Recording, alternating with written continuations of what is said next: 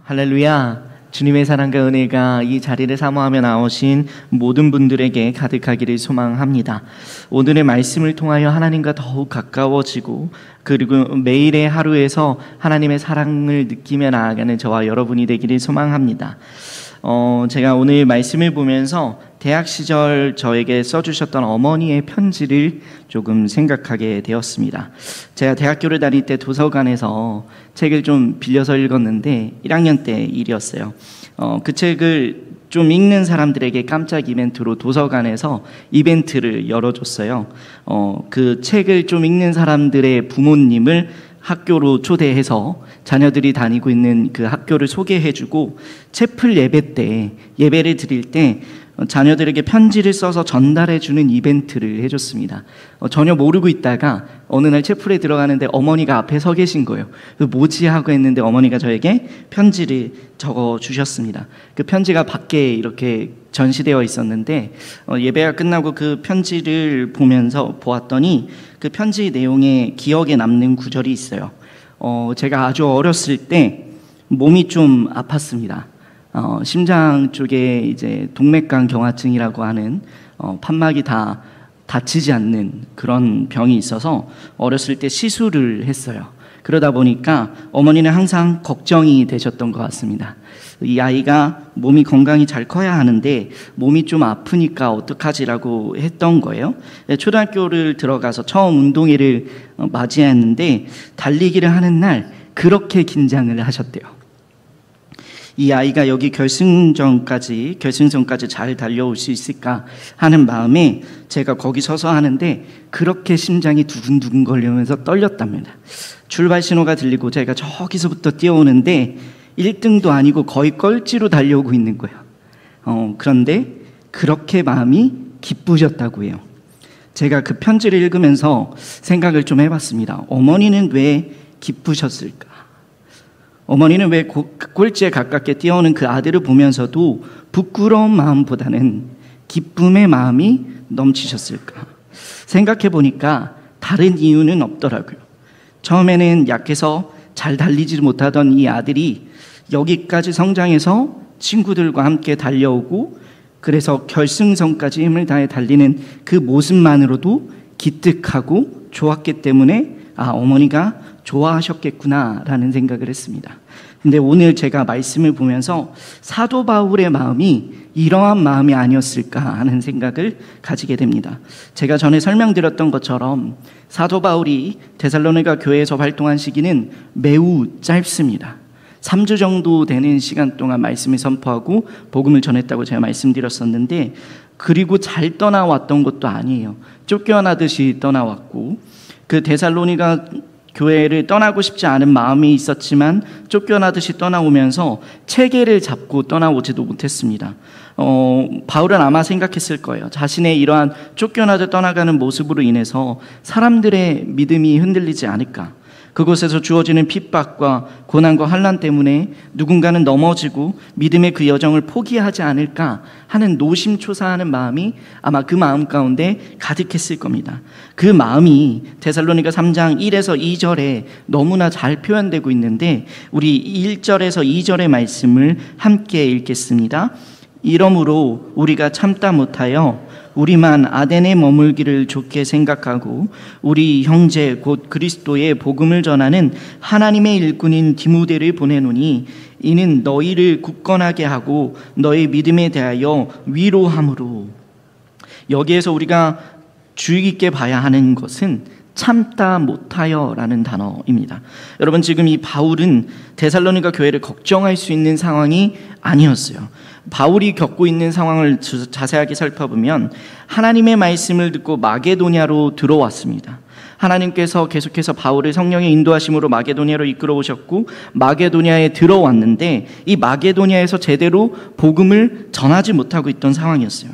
데살로니가 교회를 세우고 복음을 전하는데 핍박이 너무 거세서 베레아라고 하는 곳으로 피신했습니다. 근데 그 베레아라는 곳에서도 말씀을 전하고 있는 바울을 유대 사람들이 따라와서 쫓아냈단 말이에요. 그곳에서도 핍박이 너무 거세서 피해서 내려오다가 지금 이 아덴, 오늘날의 아테나 지역에 도착했습니다. 그런데 이 아덴이라고 하는 곳에서는 복음이 잘 전파되고 있었느냐? 그렇지 못했어요. 당시 이 아테네는 철학이 발달되고 우상 문화가 많았던 곳이기 때문에 질문은 많고 서로 이야기는 많이 나누는데 절대로 자신들의 생각을 굽히지 않는 모습을 보여주는 거예요. 열심히 복음을 전하는데 조롱을 하는 모습이 보이고 힘은 많이 드는데 열매가 없는 지역이 바로 이 아덴이라고 하는 지역이었습니다. 쫓겨나듯이 와서 바울과 실라가 열심히 복음을 전하는데 열매를 맺지 못하는 그 지역에서, 그러한 상황 속에서 바울은 누구를 생각했느냐? 데살로니가 교회 사람들을 생각했습니다. 왜 바울은 이러한 상황 속에서도 데살로니가 교회 성도들을 생각했을까요? 이유는 간단합니다. 바울이 그들을 사랑하기 때문이죠. 내가 무슨 일을 하더라도 그 교회 생각이 머리에서 떠나지 않는 거예요. 여러분, 우리가 누군가와 뜨거운 사랑을 할 때 그 사람의 생각이 머릿속에서 떠나지 않죠. 일을 하면서도 실실 웃고, 맛있는 밥을 먹으면 그 사람의 생각이 먼저 떠오르고, 좋은 곳을 가면 그 사람과 여기를 꼭 와야겠다라는 생각이 들기도 하죠. 내가 가지고 있는 최고의 것으로 부족하더라도 좋은 곳을 주고 싶어서 노력하는 게 사랑하는 사람의 모습 아닙니까? 지금 바울이 그런 상태인 거예요. 예수 그리스도 안에서 하나 된 나의 형제들, 나의 믿음의 여정을 같이 걸어야 할 믿음의 지체들 생각으로 다른 일을 할 수가 없는 상황인 거죠. 사랑하는 성도 여러분, 바라기는 이 바울의 간절한 사랑의 모습이 우리 안에 있게 되기를 소망합니다. 지금 내 옆에 있는 사람들을 한번 바라보세요. 나와 함께 믿음의 여정을 걸어가고 있는 나의 사람들, 나의 형제들, 나의 믿음의 여정을 옆에서 응원해주고 있는 사람들을 보면, 여러분, 우리는 모두 주님 안에서 하나입니다. 우리는 주님 안에서 하나 된 교회예요. 우리가 교회 성도님들 중에서 누군가 아프다는 이야기를 들었을 때 걱정하고 염려하고 기도하는 이유가 무엇입니까? 우리가 주 안에서 하나이기 때문이죠. 우리가 목장에서 기도 제목을 나누고 힘들고 어려운 일이 생겼을 때 서로를 위해서 기도해 주는 이유도 다른 이유가 아니라 우리가 주님 안에서 하나 되었기 때문입니다. 바울은 이러한 우리의 모습을 로마서 12장 5절에서 이렇게 기록하는데, 우리 12장 5절의 말씀을 함께 읽겠습니다. 이와 같이 우리 많은 사람이 그리스도 안에서 한 몸이 되어 서로 지체가 되었느니라. 우리는 그리스도 안에서 하나의 몸이 되었다. 우리는 그리스도 예수 안에서 그리스도 예수를 머리로 둔 하나의 몸이 되었다라고 하는 겁니다. 우리가 하나가 되어 마음을 합하여 나아가면 우리 모두는 서로가 서로에게 기쁨이 될 수 있습니다. 데살로니가 3장 7에서 8절의 말씀에 보면 이렇게 나와 있는데, 그 사도 바울의 데살로니가 교회를 생각하면서 나왔던 그 마음을 우리가 한번 같이 읽도록 하겠습니다. 이러므로 형제들아, 우리가 환난 가운데서 믿음으로 말미암아 너희에게 위로를 받았노라. 그러므로 너희가 주 안에 굳게 선즉 우리가 이제는 살리라. 아멘. 사도 바울은요, 힘들고 어려운 상황이었지만 데살로니가 교회를 생각하면서 이렇게 이야기합니다. 내가 너희에게 위로를 받았다. 지금 바울은 앞서 이야기한 것처럼 위로를 받을 만한 상황이 아닙니다. 복음을 전하는 일에 계속해서 어려움이 있고 그의 전도여행은 자금이 부족해져서 고린도 지역으로 들어가서는 바울이 천막을 하는 일을 할 수밖에 없게 되는 거죠.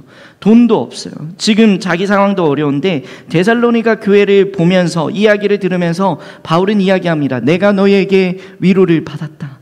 여러분, 이 바울이 느끼는 위로는 내가 상대적으로 저 사람들보다는 상황이 낫네, 저 사람보다는 내가 지금 낫지, 이러면서 얻는 위안이나 위로가 아닙니다. 힘들고 어렵지만 지금 내 옆에서 믿음을 포기하지 않고 걸어갈 수 있는, 지금 내 옆에 믿음의 여정을 같이 함께 할 수 있는 사람들이 있다는 것에서부터 오는 위로인 것이죠. 우리나라에서 가장 유명한 산악인 어몽길 대장은 항상 산을 함께 오르는 동료들의 중요성을 강조합니다. 산은 나 혼자 오를 수 있는 것이 아니다라고 이야기해요. 동료가 옆에 있지 않으면 그 산을 정복하는 것은 불가능한 일이다라고 이야기를 해요. 그러면서 많은 사람들도 이렇게 이야기하죠. 내가 이 길을 혼자 오르지 않고 함께하는 사람들이 있다면 내가 느릴 수는 있지만 저 산 끝까지는 갈 수 있다. 이것이 산을 오르는 사람들의 대다수의 이야기입니다. 혼자 오를 때는 힘들죠. 힘들지만 오를 수 있습니다. 그러나 내가 지치고 정말 어려운 상황일 때 내 옆에 함께 해주는 사람이 없다면 나는 그 산에서 내려올 수밖에 없다는 거예요. 내가 힘들고 어렵지만 옆에 있는 사람을 챙기면서 가는 그 길이 어려울 수 있지만 함께 산을 오른다면 내가 힘들고 넘어지는 그 순간에 나와 함께 옆에 있는 그 사람이 나를 일으켜 저 산 정상까지 함께 걸어갈 수 있다라는 믿음이 있을 때 우리는 그 산을 올라갈 수 있는 거죠. 내 옆에서 함께 산을 오르는 사람들을 보면서 힘을 얻는 저와 여러분이 되기를 소망합니다. 때로는 그 오르막길에 오를 때 힘들고 지쳐서 내가 이 산을 올라야 할까라고 할 때 내 옆에 있는 그 한 사람으로 인하여 그 오르막길, 신앙의 여정을 포기하지 않고 걸어갈 수 있는 저와 여러분이 되기를 소망합니다. 여러분, 바울은 지금 편안한 가운데서 이야기하는 것이 아니에요. 바울은 분명하게 이야기합니다. 우리가 모든 궁핍과 환난 가운데서, 환난과 궁핍과 고난이 없는 게 아니라 환난과 궁핍과 환난은 여전히 내 안에 있지만 함께 걸어가므로 서로에게 힘이 되고 함께 나아감으로 서로의 위로가 되어주는 갈릴리 교회와 저와 여러분이 되기를 소망합니다. 그러기 위해서 우리가 가장 먼저 구해야 할 것이 있습니다. 그것이 무엇일까요? 바울은 이렇게 이야기합니다. 사랑의 마음이요. 저는 이 사랑을 생각할 때마다 추운 겨울 학교 동아리에서 동아리 사람들과 청소년 캠프를 열었던 시간이 항상 떠올라요. 사랑의 마음은 무엇일까 할 때 사랑이란 이런 것이구나 라는 생각이 드는 사건이 있었는데 제가 속해 있었던 동아리에서는 겨울이 되면 미자립교회 청소년들을 위해서 캠프를 준비합니다. 처음에는 한 30명, 70명 정도 되는 아이들을 모아놓고 열어주는 캠프였는데 이 캠프가 조금씩 시간이 지나면서 200명 정도가 모이는 캠프가 된 거예요. 그러다 보니까 너무너무 많은 힘들고 어려운 재정도 들어가야 되고 시간도 들어가야 되고 그리고 많은 사람들이 필요합니다. 그래서 사람들 모으는데도 너무 고생이에요. 자신의 돈을 들여서 서로 고생하러 모이는 거예요. 그런데 그 3박 4일이라고 하는 시간 동안에 캠프를 열어주는데 그 시간엔 그럼 편안하냐? 그렇지 않습니다. 잠을 제대로 잘 수가 없어요. 아이들 제대로 잘 안 자잖아요. 그러면 그 자는 아이들이 혹시 밖에 나가서 위험할 수 있기 때문에 지키는 사람이 꼭 있어야 됩니다. 군인들이 불침번을 쓰는 것처럼 돌아가면서 불침번을 서고 있어요. 너무 힘들고 어렵습니다. 그리고 마지막 날에 아이들한테 팔랑카라고 하는 편지를 꼭 써주는데 새벽 4시, 5시쯤 되어야 그 편지가 다 끝납니다. 너무 힘든 거예요. 그런데 그 힘들고 지치는 시간 속에서 어느 날 강사한 목사님이 저녁 집회를 앞둔 시간에 저희 모두를 다 부르는 거예요. 그러면서 어떻게 이야기하냐면 우리 이 시간 다른 것이 아니라 사랑의 마음을 구하면서 나아갑시다 이렇게 기도하는 거예요. 그러면서 그 뒤에 뭐라고 하셨냐면 하나님, 이곳에 오는 모든 아이들을 보고 첫눈에 반하게 해주세요. 그런 기도를 하셨습니다. 우리 이렇게 기도하자. 첫눈에 반하게 해달라고. 그래서 이 아이들이 우리에게 짜증을 내던 예배에 제대로 집중하지 못하는 모습을 보이던 최선을 다해 기도하는 아이들이 있건 그런 것과 상관없이 모습을 보고 사랑하는 게 아니라 그저 함께하는 이 시간에 기뻐하면서 하나님의 마음으로 사랑하는 것, 그것만을 구하면서 나아가자라고 기도했어요. 그런데 여러분, 이것이 바로 사랑의 마음인 겁니다. 내가 저 사람이 좋아 보여서, 내가 저 사람이 나에게 잘해주니까, 저 사람이 나에게 유익이 되는 행동을 하니까 그 사람을 좋아하고 사랑하는 것이 아니라 그 사람을 봤을 때 하나님의 마음으로 사랑할 수밖에 없어서, 비록 부족하고 연약하고 때로는 나보다 낮게 여겨지는 사람일지라도 그 사람 가운데 있는 하나님의 모습을 발견하면 사랑할 수밖에 없는 그 마음을 우리가 품고 구해야 한다는 것이죠. 오늘 바울은 데살로니가 교회 성도들을 위해서 이렇게 기도합니다. 우리 12절에서 13절의 말씀인데 우리 함께 읽도록 하겠습니다. 또 주께서 우리가 너희를 사랑함과 같이 너희도 피차감과 모든 사람에 대한 사랑이 더욱 많아 넘치게 하사 너희 마음을 굳건하게 하시고 우리 주 예수께서 그의 모든 성도와 함께 강림하실 때에 하나님 우리 아버지 앞에서 거룩함에 흠이 없게 하시기를 원하노라. 아멘. 여러분, 1장을 설교하면서 제가 데살로니가 전서 교회가 맺었던 열매 세 가지를 이야기하면서 두 번째 열매로 이야기했던 것이 사랑의 수고입니다. 사랑하면 그 사람에 대한 수고가 나에게 짐으로 다가오지 않는 거예요. 그 사람에 대한 나의 헌신이 내가 다시 보상받아야만 하는 어떠한 행동으로 비춰지지 않는 거예요. 그냥 그 사람에게 주는 나의 마음일 뿐인 겁니다. 그런데 그 마음이 때로는 세상 사람들이 보기에는 손해받는 일과 같고 왜 그렇게 미련한 일을 하냐고 이야기할 수 있지만 바울은 이야기합니다. 사랑은 우리로 하여금 믿음의 굳건함을 주는 것이다. 우리가 누군가를 사랑하며 나아가면 예수님의 사랑을 그 사랑의 실천을 통해서 느낄 수 있을 줄로 믿습니다. 내가 사랑을 실천하며 나아갈 때야 비로소 나에게 주어지는 예수님의 사랑을 알 수 있는 거예요. 그리고 그 사랑을 알 때 우리의 믿음은 굳건해지는 겁니다. 우리가 서로 함께하는 그 마음을 통해서 우리는 서로가 서로에게 강건함을 심어주는 거예요. 서로가 서로의 벽이 되어서 예수 그리스도를 머리로 여기는 하나의 몸으로 설 때 강건한 몸으로 설 수 있도록 서로가 서로에게 도움이 되는 거죠. 그리고 무엇보다 서로 사랑하는 그 마음을 우리가 포기하지 않도록 서로 사랑할 때 우리는 나아갈 수 있는 겁니다. 사랑해야 우리가 사랑을 포기하지 않을 수 있는 거예요. 예전에 제가 선교사님에게 이런 이야기를 들었습니다. 물이 위에서 아래로 흐르는 것처럼 사랑은 넘치는 곳에서 없는 곳으로 갈 수밖에 없다. 우리가 예수 그리스도 안에서 충만함을 입은 사람이라면 우리를 통해서 사랑이 넘쳐 흐르게 되기를 소망합니다. 그 사랑이 넘쳐 흐르는 것은 너무나도 당연한 거예요. 사랑하는 성도 여러분, 서로를 향한 사랑의 마음을 포기하지 않기를 바랍니다.